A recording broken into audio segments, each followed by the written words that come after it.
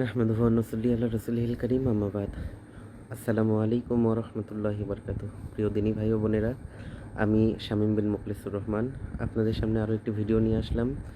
ভিডিওটির মূল উদ্দেশ্য হলো মূলত আপনারা কমেন্ট বক্সগুলোতে দেখেছেন বিগত 2টি ভিডিওতে সেখানে ইমাম মাহমুদের কাফেলার যে সকল অনুসারীরা রয়েছেন তারা অনেক কমেন্ট করেছেন এবং সেই কমেন্টগুলো যদি আপনারা তুলনামূলকভাবে পক্ষ বিপক্ষ কমেন্টগুলো দেখেন, দেখতে পাবেন যে সেখানে তাদের পক্ষ থেকে যে কমেন্টগুলো করা হয়েছে সেখানে কোনো যুক্তি নেই, দলিল নেই।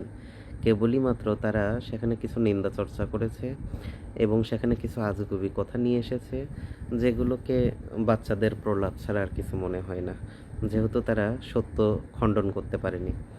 যাই হোক, ওই কমেন্টগুলো থেকে এবং কাফেলার ভাই বোনদের মধ্যে একটা তথ্য খুব সুকৌশলে প্রচার করা হয়েছে, যে ব্যাপারটা পরিষ্কার করা দরকার। আমি সেই ব্যাপারটি পরিষ্কার করব এবং আপনাদের প্রিয় ইমাম সাহেবের চরিত্র নিয়ে কিছু কথা বলবো, তার বিগত কিছু কর্মকাণ্ড তুলে ধরবো, তার কথিত বেলায়েতের পূর্বের এবং পরের আচরণগুলো তুলে ধরবো, তার স্বভাব চরিত্র আসলে কেমন, তার আখলাক আসলে কেমন, এই বিষয়ে কথা বলবো। এটা আজকে শুরু, ইনশাল্লাহ আপনারা আরও সামনে পাবেন, দেখতে থাকুন। যে বিষয়টিতে আমি প্রথমে বলতে চাই যে কাফেলা থেকে আমাকে এবং বিশেষ করে যারা এই কাফেলাকে পরিত্যাগ করে চলে এসেছে, আরও বিশেষ করে যারা আমরা প্রথম সময়ের ইমাম মাহমুদের অনুসারী ছিলাম, অর্থাৎ আমি বা রাসেল হোসেন ভাই, নাজমুল বিন আব্দুস সামাদ, তারপর জুয়েল রানা সহ যারা যারা তার ব্যাপারে একমত হয়েছি যে সে আসলে একজন মহাপ্রতারক এবং মানুষকে সতর্ক করেছি, সত্য প্রকাশ করেছি, তাদের সহ আমার ব্যাপারে একটা কথা বলা হচ্ছে খুব জোরে সোরে, এবং এটা নতুন নয়, অনেক দিন ধরেই বলা হয়ে থাকে।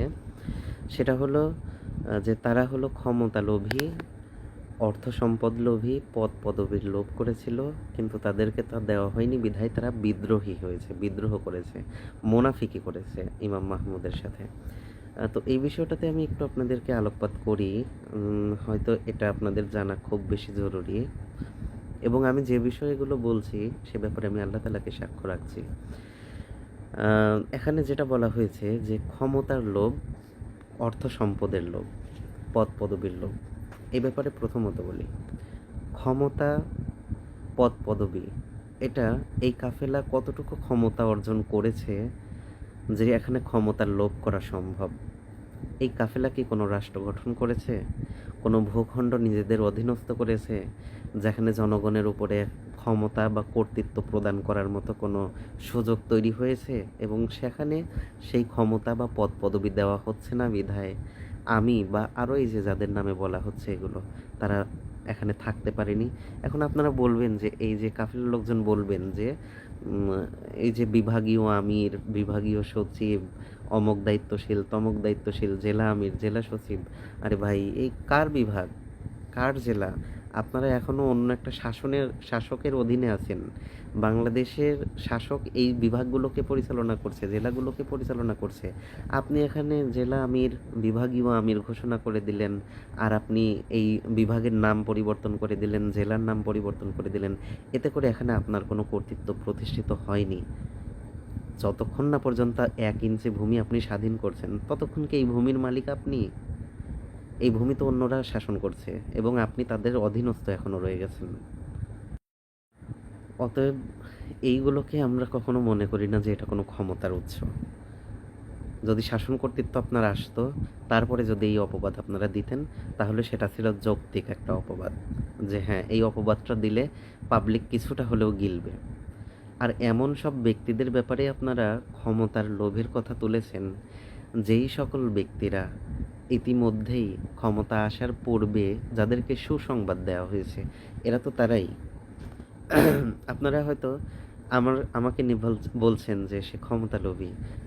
আপনারা আমাকে হাদিসে সাহেবে কিরণ বানিয়েছেন, গাজওয়াতুল হিন্দের সেনাপতি বানিয়েছেন, জেরুজালেম বিজয়ী সেনাপতি বানিয়েছেন, প্রজন্মের সৌভাগ্যবান বানিয়েছেন, এবং হাদিস নিয়ে এসেছেন যে হিন্দুস্তান মাহমুদ শাসন করবে, তার মৃত্যুর পর শামীম বারা সেখানে আল্লাহর হুকুমত অটল রাখবে। তাহলে এখন আপনারা যুদ্ধের প্রস্তুতি নিচ্ছেন বলছেন, সেই যুদ্ধে আমি হলাম সেনাপতি। এরপর জেরুজালেম বিজয় হবে, সেখানে আমি হলাম সেনাপতি। এরপর মাহমুদ যখন শাসন করবে তখন তো আর আমাকে দূরে ফেলে দিত না। এই সব কিছু যদি সত্য হতো, আমাকে তো আর ফকির বানিয়ে রাখতো না, অবশ্যই তার একজন সহচর বন্ধু বানিয়ে রাখতো, অথবা কোনো গুরুত্বপূর্ণ দায়িত্বও অর্পণ করত। আর তার চেয়ে বড় কথা, মাহমুদের মৃত্যুর পর হিন্দুস্তান শামীম বারা শাসন করবে। সে হিন্দুস্তানে আল্লাহর হুকুমত অটল রাখবে, অর্থাৎ শাসন কর্তৃত্বের কথাও জানানো হয়েছে আপনাদের হাদিসগুলোতে, আপনারাও প্রচার করেছেন, আপনারা জানেন সেগুলো। তাহলে এই শামীমের এখানে ক্ষমতার ঠিক আর কোনটা লাভ করা দরকার, ঠিক কোন জায়গাটায় যাওয়ার ইচ্ছা ছিল শামীমের? মানে মাহমুদকে সরিয়ে দিয়ে গোটা কাফেলার নেতা হয়ে যাওয়ার ইচ্ছা ছিল শামীমের? এতটাই বোকা? নাকি এটা আদৌ কোনোভাবে সম্ভব, নাকি মানুষ এটাকে নিবে? তাহলে আমাকে কিভাবে আপনারা ক্ষমতা লোভী বলবেন? আমি আসলে ঠিক কোন ক্ষমতাটার লোভ করেছিলাম, একটু ব্যাখ্যা করবেন। মাহমুদকে সরিয়ে দিয়ে সাহেবে কিরণ যে কিছু নয়, এটা যখন আমি নিজেকে সাহেবে কিরণ মনে করতাম তখন আমি নিজেও সেটা জানতাম।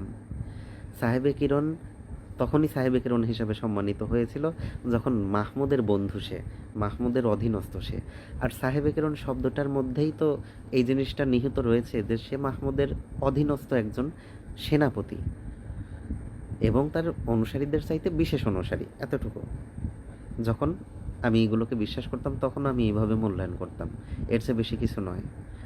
অতএব আপনারা যেটা বলছেন এটা বাচ্চারাও বিশ্বাস করবে না, আপনারা বিশ্বাস করুন, এটা কেউ গিলবে না। এই কথাগুলো আপনারা যে কেবলই প্রতিহিংসা এবং উদ্দেশ্যমূলকভাবে তৈরি করেছেন, এটা খুব সহজে বোঝা যায়। দ্বিতীয়, যাদের ব্যাপারে বলবেন যে ওরা ক্ষমতার লোভ করেছে, রাসেল, নাজমুল, জুয়েল বা ইত্যাদি ইত্যাদি অন্যরা, ভাই এরা বিশেষ অনুসারী হিসাবেই তো আপনাদের কাফেলায় ছিল। কাফেলায় যদি 10-20 জন বিশেষ ব্যক্তির নাম নেওয়া হয় তাহলে তো ওদের নামই নেওয়া হতো। কিছুদিন আগেও তো ওদের মধ্যে থেকে ভারপ্রাপ্ত আমিরও ছিল আপনাদের, বিভাগীয় আমিরও ছিল আপনাদের, তারপর শুরা সদস্য ছিল আপনাদের, কেন্দ্রীয় সদস্য ছিল আপনাদের। তাহলে এখানে ওদের কোন ক্ষমতাটার আসলে লোভ করার দরকার ছিল? এটা একটু ব্যাখ্যা করবেন দয়া করে, আপনারা প্রয়োজনে একটা ভিডিও দিবেন, ঠিক আছে? আমি মুসলিম ভাই বোনদেরকে বলবো যে তাদের অসংখ্য মিথ্যাচারের মধ্যে এগুলো একটা নতুন কিছু মুখরোচক কথা। অতএব এই কথাগুলোকে আপনারা সহজেই প্রত্যাখ্যান করতে পারবেন তা আমি জানি। ইতিমধ্যে আমার ইনবক্সেও আপনাদের সেই সকল মেসেজগুলো দেখে বুঝতে পেরেছি, আলহামদুলিল্লাহ। যা হোক, দ্বিতীয় যে প্রসঙ্গটায় আসবো তা হলো অর্থলোভী, তাই না? যে ওরা এই কাফেলায় অর্থ পায়নি, কাফেলা থেকে লক্ষ লক্ষ টাকা আদায় করতে পারেনি, এই কারণে ওরা কাফেলাকে পরিত্যাগ করেছে। এই কথাটা আপনারা যারা বলছেন তারা এই কাফেলায় এসে নিজেদের বসবার জন্য পেয়েছেন হলো গদিওয়ালা গাড়ি। আর এই কাফেলা, আমরা তখন থেকে এই কাফেলায় ছিলাম যখন এই কাফেলার কোনো অস্তিত্ব ছিল না। এই অস্তিত্বটা শুরু হয়েছে আমাদের হাত ধরে যখন এই কাফেলায় 10টা টাকা ছিল না। সেই সময় আমরা এই কাফেলার জন্য নিজেদের যতটুকু সাধ্য ছিল তা উৎসর্গ করেছি। আপনাদের ইমামের কাছ থেকে শুনে দেখুন কে তাকে টেনে বেরিয়েছে। 16 সাল থেকে তার এই জার্নি, তার এই ধোঁকাবাজি, 16 সাল থেকে তাকে হক মনে করে নিজের পরিবার পরিজন ফেলে রেখে, নিজের পড়াশোনা, ক্যারিয়ার, আরামদায়ক জীবন ফেলে রেখে তার পেছনে চলে গেছিলাম। বাবা মার বাহুডোরে তখনও ছিলাম। যখন 2016 সাল, তখন আমার বয়স 16-17, বেশি না। সেই বয়সে তাকে টানতে বের হয়ে গেছিলাম আমার গৃহ থেকে। একবার নয়, একাধিকবার, এমনকি পরিবারের অত্যাচারের সম্মুখীনও হয়েছি। তার সঙ্গে গিয়ে কিন্তু পেট পুড়ে খাইতে পারিনি, আপনারা যেমন আজকে খান। তার সঙ্গে কিন্তু গাড়িতে চড়ে বেড়াতে পারিনি, মাইলের পর মাইল হাঁটতে হয়েছে। তার পকেটে কিন্তু 10টা টাকা ছিল না। যেখানে ওই বয়সে নিজের প্লেট নিজে ধুয়ে পরিষ্কার করতাম না, সেখানে শুধুমাত্র আল্লাহর দ্বীনের জন্য, আল্লাহর সন্তুষ্টির জন্য এবং এই নেতার পাশে থাকবার জন্য সারাদিন হোটেলের এঁটো থালা পরিষ্কার করে 150 টাকা উপার্জন করে নিয়ে আপনাদের ইমামের হাতে তুলে দিয়েছি, তাকে খাইয়েছি। দুপুরবেলা যে খাবারটা ওই হোটেল থেকে খেতে দিত কর্মচারী হিসাবে, সেই খাবারটা না খেয়ে প্যাকেট করে রাখতাম যেন আপনাদের এই নেতাকে খাওয়াতে পারি। রাতের বেলা নিয়ে এসে তাকে খাওয়াতাম, তার হাতে তুলে দিতাম সেই টাকাটা। একদিন দুদিন নয় ভাই, অসংখ্য অগণিত দিন। ওই নাজমুলের কথা বলবেন, রাসেলের কথা বলবেন, জুয়েলের কথা বলবেন, নিজের মেসের তার থাকা খাওয়ার যে টাকা তার পরিবার থেকে দিয়েছে। এই রাসেলকে কেন জান্নাতের সার্টিফিকেট ধরিয়ে দিয়েছিল আপনাদের নেতা জানেন? কারণ নিজের সারা মাসের খাবারের টাকা নিজে না খেয়ে ওই মাহমুদকে খাইয়েছিল, ওই জুয়েল মাহমুদকে খাইয়েছিল নিজে না খেয়ে। নিজে না খেয়ে অসংখ্য দিন পার করেছে, তার জন্য হেঁটে হেঁটে নিজের পায়ের জুতা ছিঁড়ে ফেলেছে। 100 টাকার স্যান্ডেল সেগুলো ছিঁড়ে ফেলেছে, তারপরে খালি পায়ে হেঁটেছে তার জন্য অসংখ্য অগণিত দিন। তার পেটে ভাত না থাকার কারণে ওই নাজমুল ধান লাগানো কাজ মিটিয়ে নিয়ে দিন শেষে 300 টাকা পেয়ে সাথে সাথে সেই 300 টাকা তাকে বিকাশে পাঠিয়েছে অনেকগুলো দিন। একদিন ফোন দিয়ে আপনার নেতা বলল যে খাবারের টাকা নেই তার কাছে, আজ সারাদিন না খেয়ে এসে। আমার কাছে মাত্র 100 টাকা ছিল, তখন আমি আমার বাড়িতে। আমি কান্না করতে করতে আমাদের পাশের বাজারে গিয়ে তাকে ওই 100 টাকা বিকাশ করি। এই ঘটনা জেনে নাজমুল কাজ মিটিয়ে নিয়ে সেই কাজের টাকা তাকে পাঠাতে থাকে। এরকমভাবে এই কাফেলাকে আমরা শুরু করেছিলাম। 16, 17, 18, 19 সাল পর্যন্ত আমাদের হালত এমনই ছিল। এরপর 20 সালে তো আমি কারাবন্দী হয়েছি, 24 সালে বের হয়েছি। এই দীর্ঘ সময়ে আমি কারাবাসে ছিলাম। তার আগে এই কাফেলার কোনো সচ্ছলতা ছিল না যে লক্ষ লক্ষ টাকা উড়াইছি। এখন বের হয়ে এসেছি আমি কতদিন, বছরখানেক বের হয়ে এসে দেখলাম যে আপনাদের নেতার পরিবেশ পাল্টে গেছে। তার গাড়ি বাড়ি, তার বিলাসিতা, তার ব্যাগ ভর্তি টাকা, যখন যাকে ইচ্ছা যা খুশি তা তার মন মতো ক্রয় করছে, হাদিয়া দিচ্ছে, অপচয় করছে, ফুরিয়ে ফেলছে এবং ঘোষণা দিচ্ছে আমি আল্লাহ প্রদত্ত নেতা, আমি আমিরে রাসূল, অতএব আমার কাছে বাইতুল মালের হিসাব চাওয়ার অধিকার কারণ নেই। অথচ এটা ইসলামী আকীদা নয়। স্বয়ং ওমর রাদিয়াল্লাহু তাআলা আনহুর মতো একজন প্রভাবশালী খলিফাও তার কাছে বাইতুল মালের হিসাব কঠোরভাবে জবাবদিহিতা করতে পারত একটা সাধারণ সাহাবীও, একজন সাধারণ জনতাও। ইসলাম এমনই শাসন ব্যবস্থা চায়, জবাবদিহিতামূলক শাসন ব্যবস্থা, যেখানে শাসক থাকবে মামুরের মতো আর মামুররা আচরণ করবে শাসকের মতো। অধীনস্থরা শাসককে যে কোনো ব্যাপারে কৈফিয়ত তলব করতে পারবে। এরকম একটা শাসন ব্যবস্থাই তো ইসলামী শাসন ব্যবস্থা। আর আপনারা কি বলছেন, কি বোঝাতে চাচ্ছেন? এখানে অর্থের লোভ কিভাবে করতে পারি আমরা? একটু জানতে চাইবেন তো, একটু দলিল সহকারে তাদেরকে দিতে বলবেন তো, ঠিক কত লক্ষ টাকা আমাদের পেছনে সে ব্যয় করেছে, আমরা কত লক্ষ টাকা দাবি করেছি যা সে দেয়নি বিধায় তার বিরোধিতা করেছি, একটু প্রমাণ দিতে বলবেন। এখন আপনারা কাফেলার যারা আছেন তারা এই কথাগুলোকে বিশ্বাস করেন, এটা খুব স্বাভাবিক, আমরাও করতাম। কারণ আমাদের নেতা, যাকে আমরা মনে করি আল্লাহ প্রদত্ত, সেই নেতা যদি তার জবান থেকে কিছু বলে, সেটা বিশ্বাস না করার কোনো কারণই থাকতে পারে না। কারণ সে একদিকে, গোটা পৃথিবীর মানুষ একদিকে, অতএব সেটাই বিশ্বাস করতাম। আমরাও এমন ছিলাম। আল্লাহ মাফ করুন। যাই হোক, আপনাদের এই বিষয়টা মনে দুঃখ দেয়। আপনারা এখন বুঝছেন না, বুঝবেন না, সেটা স্বাভাবিক। একদিন আসবে, তখন সেটাও বুঝবেন। আমাদেরকে ধন্যবাদ জানাবেন সেদিন, সেই দিন দোয়া করবেন। অতএব ক্ষমতার লোভ, অর্থ সম্পদের লোভ, পদ পদবীর লোভ, এই বয়ানগুলো আসলেই চলবে না। কারণ তো বললাম, সংক্ষেপে আবারও বলে দেই, না আপনাদের আছে কোনো রাষ্ট্র, না স্বাধীন কোনো ভূমি, না আপনারা প্রশাসন গঠন করেছেন, না আপনাদের সুউচ্চ পদ পদবীর কোনো ব্যবস্থা হয়েছে, আর না আপনারা যুদ্ধলব্ধ গনিমতের সম্পদ অর্জন করে আপনাদের কোষাগার কোটি কোটি টাকা অর্থ সম্পদ জড়ো করেছেন, যেখান থেকে ভাগ না পাওয়ার কারণে আপনাদের বিরোধিতা করতে পারি। এমন কিছুই নয়। অতএব মিথ্যা গল্প এবং আপনাদের বানিয়ে দেওয়া এই গল্পগুলোকে গ্রহণ করবেন না, বর্জন করে দিন। এগুলো থেকে পরিত্রাণ নিন, আল্লাহর কাছে আশ্রয় চান। যে যা বলে দিল সেটাই বিশ্বাস করবেন, যাচাই বাছাই করুন। আমি যা বলছি সেটাই বিশ্বাস করবার কোনো দরকার নেই, যাচাই বাছাই করুন। নিজের মেধা আছে, আল্লাহ তাআলা একটা মেধা দিয়েছে, সেটাকে বিকিয়ে দিবেন না। দ্বিতীয় আরেকটা বিষয় বলবো, আপনাদেরকে একটা চ্যালেঞ্জ ছুড়ে দিব। আপনাদের নেতার কাছে গিয়ে এই বিষয়ে একটা সমাধান নিয়ে আসবেন ইনশাআল্লাহ তাআলা। তা হলো তার চরিত্রের ব্যাপারে একটা কথা বলি। যেহেতু গত ভিডিওতে আমি ছোট্ট করে একটা কথা বলেছি, সেই কথাটাকে আমি পুনরায় নিয়ে আসবো ইনশাআল্লাহ। প্রথমত বলি, ছোটবেলা থেকেই তার চরিত্র মোটেই ভালো মানুষের মতো ছিল না, মোটেই না। এবং কোন পর্যায়ের ছিল সেই পর্যায়টা হিসাব করলে দেখবেন আপনারা, ছোটবেলায় সে ইফটিজিং মামলায় কারাগারে গিয়েছে যখন সে কিশোর বয়সের ছিল। এবং এই ইফটিজিং মামলাটা মানে তার বিরুদ্ধে ষড়যন্ত্র করে দেওয়া কোনো মামলা নয়। আমি দীর্ঘকাল তার পরিবারের সাথে মিশেছি, সত্য মিথ্যা আমি জানি, কিন্তু এটা মনে করতাম যে একজন মানুষের বিলায়েতের পূর্বের ঘটনা, অতএব আল্লাহ তাআলা তো তাকে পবিত্র করেছেন। তারপরে এই ঘটনাটা বলতে হচ্ছে। ঘটনাটা হলো যে সে ছোটোবেলায় আপনার কিশোর বয়সে একটা মেয়েকে প্রচণ্ড উত্ত্যক্ত করে এবং তাকে নানানভাবে হেনস্থা করতে থাকে, এবং শেষ পর্যন্ত সেই মেয়েটা বাধ্য হয়ে নালিশ দেয় তার স্কুল শিক্ষকদের কাছে এবং এলাকাবাসীর কাছে। পরবর্তীতে তারা সবাই মিলে তাকে ধরে নিয়ে এসে ভ্রাম্যমাণ আদালতের হাতে দেয়। স্কুলে তখন আপনার ইউএনও এবং ওসি মহোদয় তারা উপস্থিত ছিলেন, এবং তারা নিজেরা ভ্রাম্যমাণ আদালত স্বরূপ তাকে কারাগারে প্রেরণ করে, এবং নাটোর জেলা কারাগারে সে বন্দি ছিল।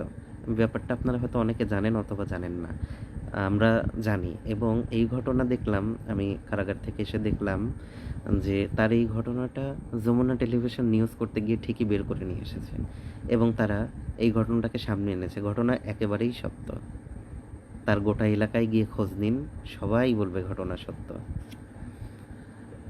যা হোক, এরপরে বলি, সে যখন আমাদের গ্রামে প্রথম আসে ইমামতি করতে, তখন ইমামতি করার একটা পর্যায়ে সে শাহজাদপুরের একটা মেয়ে যার নাম সাথী, সেই সাথীকে একদিন আমাদের গ্রামে নিয়ে আসে, এবং সে যে বাড়িতে তার হুজরাখানার ব্যবস্থা ছিল ওই বাড়িতে নিয়ে এসে পরিচয় দেয়, এ হলো আমার স্ত্রী। কিন্তু হিজাব খুলতেই, নিকাব খুলতেই যখন সাথীর চেহারাটা বের হয়ে আসলো, তখন ওই বাড়ির যে গৃহিণী তিনিও ছিলেন শাহজাদপুরের মেয়ে, এবং আমাদের প্রতিবেশী তিনি শাহজাদপুরের মেয়ে, এবং দূর সম্পর্কের ফুপু হয় এই সাথীর। ঘটনাটা আল্লাহ তাআলা কীভাবে মিলিয়ে দিয়েছেন দেখুন। তখন ওই ফুপু বলে যে, সাথী তুই এখানে কেন? তখন সাথী ওই ফুপুর পা জড়িয়ে ধরে যে, পরিবারকে এটা জানিও না। তো বলে যে, তুই তার সঙ্গে কেন? তো বলে যে, আমি তাকে বিয়ে করেছি, আমাদের বিয়ে হয়েছে। তখন ফুপু বলে যে, তোর বিয়ের সাক্ষী কই? তোদের বিয়ে হয়েছে এটা কিভাবে বুঝবো? এটা তো কেউ জানে না। তো বলে যে, হ্যাঁ আমরা গোপনে এটা করেছি, এটা কেউ জানে না, পরিবার জানলে মানবে না। কিন্তু এই পুরো ঘটনা ছিল একটা মিথ্যা কথা, এই পুরো ঘটনাটাই ছিল একটা মিথ্যা কথা। আচ্ছা, তার আগে এই প্রশ্নটা মাথায় নিয়ে নেন যে মেয়েটার সঙ্গে বিয়ে যদি গোপনে হয়েও থাকে, এটা তো পারিবারিক সম্বন্ধের মাধ্যমে হয়নি। অতএব বিবাহপূর্ব হারাম সম্পর্কের মাধ্যমেই কিন্তু তারা এই সম্পর্কটাকে এত দূর এনেছে। যদিও তারা বিয়ে করেনি, তারপরেও দাবি করছে বিয়ের। আপাতত মেনে নিলাম যে তাদের এই দাবিটা সত্য, কিন্তু তার মানে কিন্তু এটাও যে বিবাহের পূর্ব থেকে তার সঙ্গে তার সম্পর্ক ছিল, রিলেশন ছিল, প্রেম ছিল। সেই প্রেমের খাতিরেই কিন্তু এত দূরের সাথী। আচ্ছা, যা হোক, তো এই ঘটনা এভাবেই চলে, এবং মোটামুটি একটা জানাজানি হয় যে হুজুর যে মেয়েকে নিয়ে এসেছে সে আসলে তার বউ নয়, কিন্তু বউ পরিচয় দিচ্ছে। তারপরেও আমরা এটা বিশ্বাস করতাম না, কারণ ওই ফুপু যখন তার বাপের বাড়িতে গিয়ে খোঁজখবর নিল, আসলেই বুঝলো যে বিয়ে হয়নি। এটা এলাকায়ও প্রচারিত হয়ে যায় যে আসলে বিবাহ ছাড়াই সে মেয়েটাকে নিয়ে এসেছিল, কিন্তু আমরা অন্ধ অনুসরণ করতাম, তার প্রতি তো অগাধ বিশ্বাস ছিল। আমরা এটা মানতাম না, আমরা বলতাম যে না, উনি যখন বলেছে বিয়ে হয়েছে তার মানে আসলেই বিয়ে হয়েছে হয়তো। কিন্তু আপনারা এখন বলুন তো, এই বিবাহের তো কোনো প্রমাণ নেই, প্রমাণ দিতে বলুন তো তাদেরকে। আচ্ছা, দ্বিতীয় প্রসঙ্গে আসি। প্রেম তো করেছে, এটা তো নিশ্চিত, এবং আগেও যে ইফটিজিং করেছে এটাও নিশ্চিত, সে কারণে জেলও খেটেছে। দ্বিতীয় যেটা বলবো সেটা হলো যে একটা সময়ে গিয়ে এই সাথীর পেটে একটা সন্তান চলে আসে, এবং ইতিমধ্যেই তাড়াহুড়ো করে সাথীকে বিবাহও দেওয়া হয় বেলকুচির নাজমুলের সাথে। এবং নাজমুলের পরিবারে যাওয়ার পর যখন এই সন্তানটা জন্ম নেয়, তখন এই সন্তানটাকে নাজমুল মনে করতে থাকেন যে এটা তার নিজের সন্তান, আর সাথী এবং এই জুয়েল আলী, জুয়েল মাহমুদ মনে করতে থাকে যে এটা তাদের সন্তান, এবং তাদের যোগাযোগ বিদ্যমান। এবং তখন কিন্তু সে রানিং বেলায়েত প্রাপ্ত, তখন কিন্তু সে রানিং বেলায়েত প্রাপ্ত এবং তখনও সে যোগাযোগ বিদ্যমান রেখেছে। এবং আমাদের গ্রাম থেকে তাকে যখন বহিষ্কার করে দেওয়া হলো, কারণ তার বেলায়েতের পর আমরা তার অনুসারী হয়ে যাওয়ার পর এলাকায় হট্টগোল হলো, এবং এই বেলায়েত পাওয়ার এইসব কথাবার্তার কারণে তাকে আমাদের গ্রাম থেকে বহিষ্কার করে দেওয়ার পর সে পুনরায় শাহজাদপুরে গিয়ে একটা বাসায় উঠলো, একটা বাসা ভাড়া করলো, একটা মেসের মতো একটা টিনের ঘর, সেই ঘরে সে থাকতো। এবং সেই সময়েও সে সাথীর সঙ্গে পুনরায় দেখাশোনা, দেখা চলা এবং সাথীর সঙ্গে বিবাহ, অবৈধ সম্পর্ক, বিবাহ বহির্ভূত এবং নিজেদের মধ্যে ঘরবন্দি অবস্থায় তারা অসংখ্য সময় কাটাতে লাগলো। কিন্তু এই বিষয়টা আমাদের কাছে গোপন রাখলো আপাতত সে। এখন ওই যে তারা মনে করছে যে তাদের সন্তান এসেছে, তাই জুয়েল মাহমুদ নিয়মিত তার দেখাশোনা, এই যে আমরা যে বাইতুল মাল গঠন করেছি সেই বাইতুল মাল থেকে করতে থাকলেন। আর আমাদেরকে বুঝ দিলেন যে আমার সন্তান সে, তাকে তো দেখাশোনা আমার করতেই হবে। আমরা বললাম, তাহলে আপনার সন্তানকে আপনি স্বীকৃতি দিবেন না? সে বলতো যে সেটা ভবিষ্যতে দেখা যাবে। আর সন্তানের ওসিলায় সন্তানের মা, যদিও সে এখন অন্যের ঘরের স্ত্রী, তার সঙ্গে তার সব কিছুই চলতে থাকে। ইতিমধ্যে তো আমি কারাগারে ছিলাম, কারাগার থেকে বের হয়ে শুনলাম 23 সালে যখন তারা পাহাড়ে গেছে, সেই পাহাড়ে যাওয়ার পূর্বেই সেই সাথীর সঙ্গে সময় কাটিয়েছে। ডাক্তার রানা ভাই একটা বাসা ভাড়া নিয়েছিলেন না, ওনার কাছ থেকে শুনবেন। সেই বাসায় সাথীকে নিয়ে আসা হয়েছিল না, রাসেল ভাই সেখানে নিয়ে গেছিল না সাথে করে। যদিও ইতিমধ্যেই কিন্তু এই দেখা সাক্ষাৎ যে চলছে তার আগেই, কিছুদিন আগেই, মানে এটা 23 সালেরই ঘটনা, আল্লাহ তাআলা মানে ইমাম মাহমুদের যে আল্লাহর বর্ণনা ইমাম মাহমুদ দিয়ে থাকেন, যিনি তাকে ইলহাম দেন, তিনি একটা ইলহাম কিন্তু ইমাম মাহমুদকে দিয়ে দিয়েছেন একদিন পাবনায় থাকাকালে। এবং এই ইলহাম যখন নাজিল হয়, পাবনার মামুন ভাই, রাসেল সহ আরও কয়েকজন উপস্থিত ছিল। আমি তাদের কাছ থেকে শুনেছি এবং তারা এই ব্যাপারে সাক্ষ্যদানে প্রস্তুত। এবং সেই ইলহামটা এখনও লিপিবদ্ধ আছে। ইলহামটা আমি আপনাদেরকে একটু পড়ে শোনাই। সেটা হলো, সে বলেছে এরকম, ইলহামটা সে লিখেছে: হে বিশ্বাসীগণ, তোমাদের নিকট আল্লাহর সমাধান চলে এসেছে। তোমরা যে শিশুটিকে নিয়ে চিন্তিত তা মূলত তোমাদের সাথী ভাইয়ের নয়। এই সাথী ভাইটা হলো ইমাম মাহমুদ। এখানে সাথী ভাই বলা হলো কেন? বলতে পারতো না যে তোমাদের আমিরের নয়, কারণ এখানে আমিরের কথাটা গোপন রাখতে চাইলো। এই কারণে বলছে যে তোমাদের সাথী ভাইয়ের নয়, বরং তা বেলকুচির অধিবাসী নাজমুলের। আর সেই নারীটি নাজমুলের বিবাহিত স্ত্রী।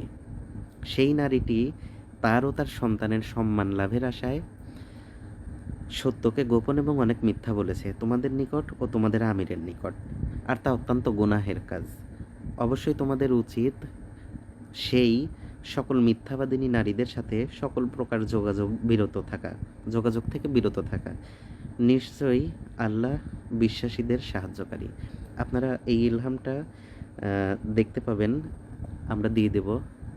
তো এই জায়গায় যে ইলহামে নারীটি এবং তার শিশুটির কথা বলা হয়েছে, এই নারীটি হলো সেই সাথী এবং এই শিশুটি হলো তাদের সন্তান, এবং এই সাথী ভাই হলো আপনাদের আমির।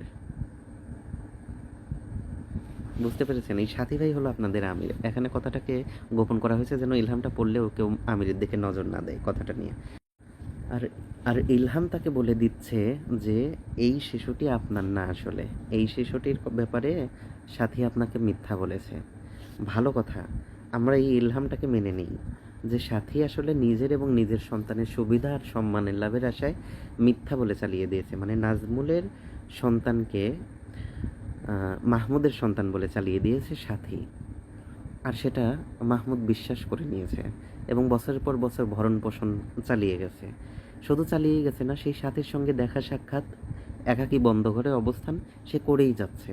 এমনকি এই ইলহামে যে নিষেধাজ্ঞা তাদের সাথে যোগাযোগ থেকে বিরত থাকা উচিত, এর পরেও ওই যে বললাম যে রানা ভাইয়ের যে বাসাটা নিয়েছিলেন, ওই বাসায় রাসেল ভাই নিয়ে গেছিল না সাথীকে। সাথী আর আপনাদের ইমাম একসঙ্গে কি জিকিরে মশগুল ছিলেন? ব্যাপারটা একটু আপনাদের ইমামের কাছ থেকে জেনে বলবেন ইনশাআল্লাহ তাআলা। আর আমার কথা যেহেতু বিশ্বাসযোগ্য নয়, তবে একটা কথা বলি, আপনাদের ইমামকে আমি এই ব্যাপারে আরেকটা চ্যালেঞ্জ ছুড়ে দিচ্ছি। ইমামের কাছ থেকে জেনে বলবেন, তারপরে আমি এই ব্যাপারে সাক্ষ্য দেব, এই ব্যাপারে শক্তিশালী দলিল আনব। আপনাদের ইমামের এই সকল কাহিনী যখন চলমান 19 সাল, তখন আমি শামীম কী করলাম, একদিন ইমাম মাহমুদের একটা সিম কার্ড যেটা দিয়ে সে সাথে সাথে কথা বলতো, সেই সিম কার্ডটাকে পড়ে থাকতে দেখলাম তার রুমে। তখন সে ছিল রাজশাহীতে। সেই রাজশাহী থেকে সেই সিম কার্ডটা পাওয়ার পরে আমি সিম কার্ডটা নিজের কাছে রাখলাম, কারণ ইতিমধ্যে আমার সন্দেহ হচ্ছিল যে সাথীর সঙ্গে এখনও তিনি যোগাযোগ চলমান রেখেছেন কিনা, কারণ তখন তিনি গোপন রেখেছিলেন, তিনি বলেছিলেন যোগাযোগ নেই। তো সেই সিম কার্ডটা নিয়ে সেখানে সাথীর নাম্বার সেভ করা ছিল, এবং সাথী যেহেতু আমাকে চেনে, আমি সাথীকে চিনি, ইতিমধ্যে আমাদের পরিচিতি হয়েছিল। তো আমি ঠিক সেইভাবে মেসেজ দিলাম সাথীকে যেভাবে মাহমুদ দেয়, এবং সাথী মনে করতে থাকলো যে এটা মাহমুদ মেসেজ দিয়েছে, যেহেতু বাটন ফোন, ভিডিও কলের সুযোগ নেই। তো অনুরূপ মেসেজ দিলাম, এবং মেসেজে আমি তার সঙ্গে কথা বললাম। কথা বলে দেখলাম যে হ্যাঁ, তাদের মধ্যে এখনও যোগাযোগ এবং দেখা সাক্ষাৎ বিদ্যমান, সেটা আমাদের কাছে গোপন রেখে। তারপরে আমি এটা আবিষ্কার করতে চাইলাম যে তাদের মধ্যে কি এখনও শারীরিক সম্পর্ক বিদ্যমান। সেই লক্ষ্য উদ্দেশ্যে কিছু কৌশল করে সাথীকে কিছু মেসেজ দিলাম। সেই মেসেজে তাকে বললাম যে, আমি খোলামেলা বলি, তাকে বললাম যে আপনি তো আমাকে ভুলেই গেছেন, আপনার তো আমাকে মনেই নেই। সে বলল যে না, আমি তো আপনাকে কোনোদিন ভুলতে পারবো না, এটা কেমন কথা, আপনি কেন এমনটি বলছেন? তখন আমি বললাম যে তাহলে বলুন তো শেষবার কবে আপনার সাথে আমি থেকেছি, কবে আমরা অন্তরঙ্গ হয়েছি? তো বলছে যে শেষবার ওই যে শাহজাদপুরের ওই ঘরটায়। আমি বললাম যে কোন মাসে বলুন তো? বলছে কেন, রমজান মাসে। আমি বললাম যে আপনি রমজান মাসে কেন আসলেন? আপনি জানতেন না যে গুনাহ হবে, বিশেষ করে রমজানের দিন? সে বলছে যে আপনিই তো বলেছিলেন যে গুনাহ হবে না, আপনার কথা বিশ্বাস করেছিলাম। এই কথাটা শুনবার পরে সেদিন ইমাম মাহমুদের প্রতি আমার বিশ্বাস উঠে গেছিল, এবং এই মেসেজ নিয়ে আমি ইমাম মাহমুদকে ফোন দিয়েছিলাম। ফোন দিয়ে তখন আমি বাড়িতে, পাবনা। আমি বললাম যে আপনার সঙ্গে জরুরি দেখা করতে চাই, আর এই দেখাটা যদি না হয় হয়তো আর কখনো দেখা হবে না আপনার সাথে। সে বলল যে শামীম, আপনি দ্রুত চলে আসেন রাজশাহীতে, আপনি এরকম কথা বলবেন না। তখন তো শামীম ছাড়া সে কিছু বুঝতো না। তো আমি রাজশাহীতে দ্রুত চলে গেলাম। যাওয়ার পরে সেদিন কিন্তু বিশ্বাস নেই, আমার উঠে গেছে বিশ্বাস। যাওয়ার পরে আমি বসলাম, সেও বসলো, ঘর আটকে দিয়ে এসে বসলাম। ঘর আটকে দিয়ে ফ্লোরে বিছানা পাতানো ছিল, সেই বিছানায় গিয়ে বসলাম। পবারমার বাড়িতে, মাহমুদ ভালো করেই চেনে সেই বাড়িটা। মাহমুদের মা, খালা, নানি তারাও খুব ভালো করে চেনে সেই বাড়িটা। আমি যাওয়ার পরে তাকে মেসেজটা বললাম যে এটা কি সত্য? এখানে তো মিথ্যার কিছু নেই, তার মুখ থেকে স্বীকারোক্তি নিতে চাইলাম।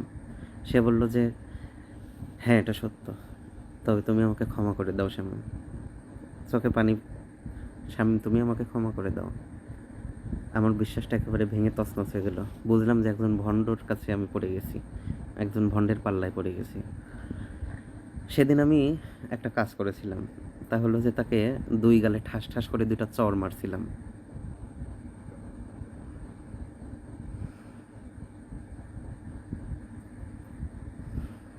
আপনাদের ইমামের কাছ থেকে শুনবেন ঘটনাটা সত্য কিনা। আমি এই কাজটা কেন করেছিলাম জানেন? কারণ আমি বুঝে ফেলেছিলাম যে সে একটা ভণ্ড। ওই দিন আমার তার প্রতি কোনো ইমান ছিল না। একজন প্রতারক আমার সামনে বসেছিল, যে মানুষকে ধোঁকা দিচ্ছে, এই কারণে তাকে আমি এই চড়গুলো মেরেছিলাম। কিন্তু সেখানে তার কোনো প্রতিক্রিয়া ছিল না, বরং উল্টে আমি বসা ছিলাম, সেও বসা ছিল, উল্টে সে আমার হাতে পায়ে জড়িয়ে ধরে ফ্লোরে শুয়ে পড়েছিল যে স্বামী, মাঝে এখান থেকে যেও না এবং আমাকে ক্ষমা করো, আমি শয়তানের ওয়াসওয়াসে এটা করেছি, আমাকে মাফ করে দাও। আমি সেদিন অঝরে কেঁদেছিলাম, সেও সেদিন অঝরে কেঁদেছিল। তার কাঁদাটা ছিল বাহানা, আমার কাঁদাটা ছিল বিশ্বাস ভেঙে যাওয়ার। আর এই কথার পর তার কাছে একটা, যে জিনেরা রয়েছে সেই জিনেরা হাজির হয়। হাজির হয়ে বলে, তাদের নামও বলি, ওসমান দাদু, সামুম দাদু, মানে দাদু সম্বোধন করে সে, আমাদেরকেও তাই করাতো। এদেরকে সবাই চেনে, মানে যারা পুরাতন সাথী তারা সবাই চেনে।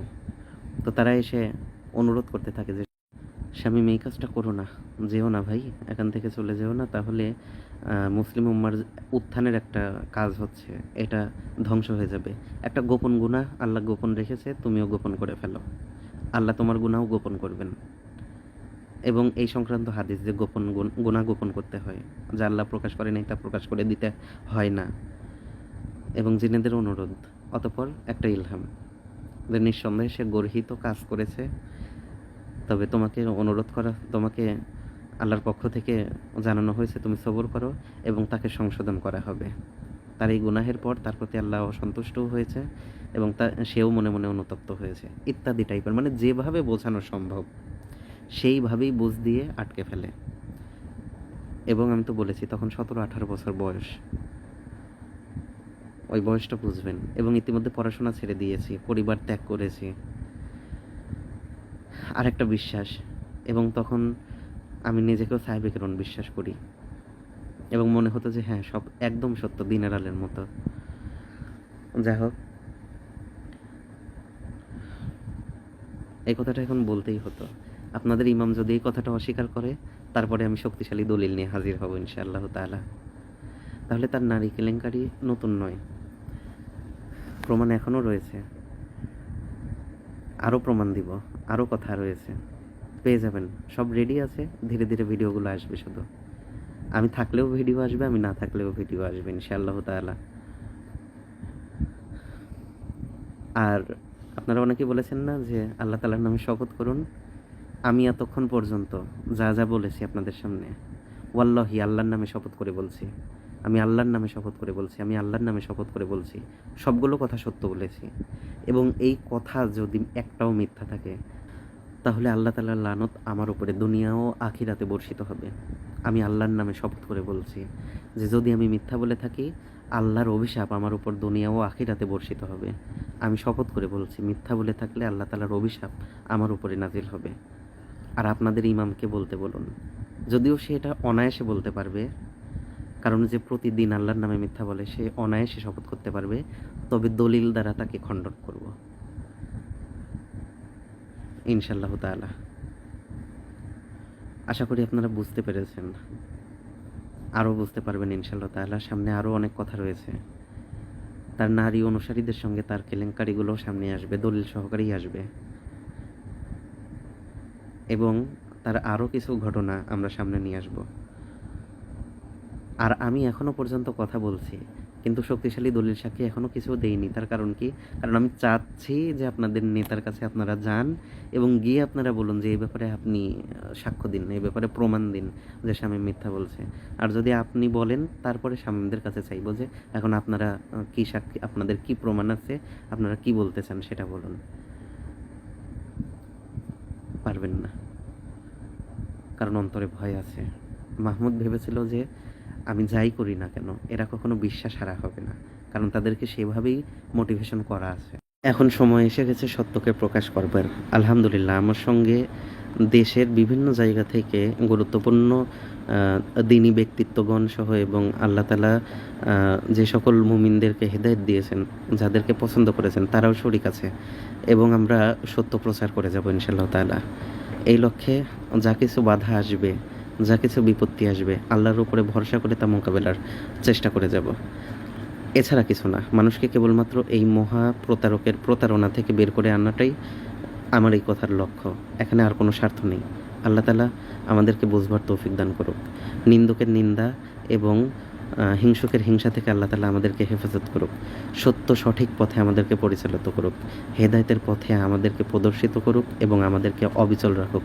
আল্লাহ তাআলা আমাদের অন্তরসমূহকে সিরাতুল মুস্তাকিমের উপর অটল করে দিন, আমিন। আসসালামু আলাইকুম ওয়া রাহমাতুল্লাহি ওয়া বারাকাতুহু।